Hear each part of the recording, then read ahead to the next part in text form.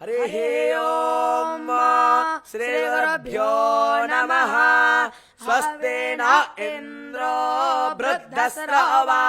स्वस्ति न पूषा विश्ववेदाः स्वस्ति नस्तार्क्यो अरिष्टनेमि स्वस्ति नो बृहस्पतिर्दधातु प्रसादसु वा मरुता पृशने मातरस्सु भव्यमानो विदधे सोऽयग्मयः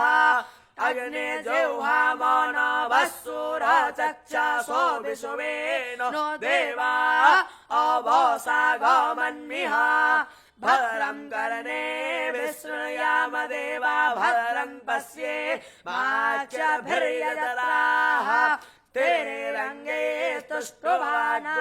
स्तनरुभिर्वसेम देवाहे तं यदायोः शतमिन्नु सरादो अन्ते देवायतरा नश्चगराजरसं तनूनाम पुत्रासो यत्र पितरो भवन्ते मानो मध्यारे रे सताय युर्गन्तोः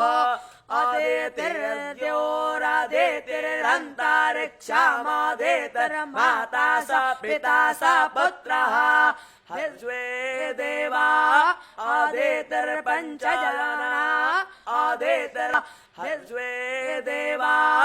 अदितिर्पञ्चजना अदितिर्जातमदितिर्जन्मितवम्